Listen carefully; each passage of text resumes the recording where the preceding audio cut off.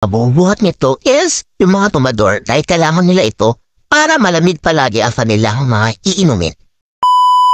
Tita Laika.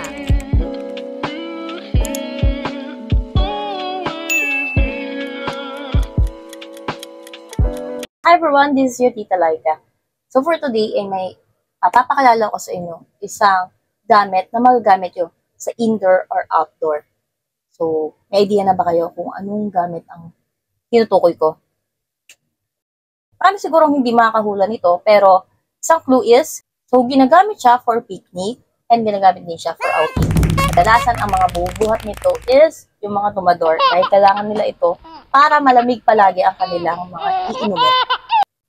So papakita ko sa inyo is isang cute size. Ito ay isang malikit na cooler. So 5 liters lang po siya. Maririnig nyo meron siyang laman dahil nilagyan ko na. So, pwede siyang lagyan ng yelo. 10 pisong ice cube, nilagay ko siya kanina dito, kasya. So, depende yan sa binibigyan ng tindahan. Kung konti lang magbigay, alam nyo na. Kadalasan ang mga bubuhat nito is yung mga tumador dahil kailangan nila ito para malamig palagi ang kanilang mga iinumin. Ayan. Makasya dito ay siyempre, Pilsen. Yan, mga ganito. Diboteng, soft drinks, at saka inumin. So, isang buong Yakult din. Ito. Kasya din siya. Diba? So, alam nyo na. May gusto, for only 350 pesos, meron na kayong ganito. 5 liters na po siya. So, napaka-handy niya. So, pwede nyo siyang dalhin kahit saan. Kaya meron akong ganito para sa aming kwarto. Tsaka pag may mga biglaang bisita for ice purposes, dahil ang aming ref ay punong-puno ng laman, mga pagkain ng aso.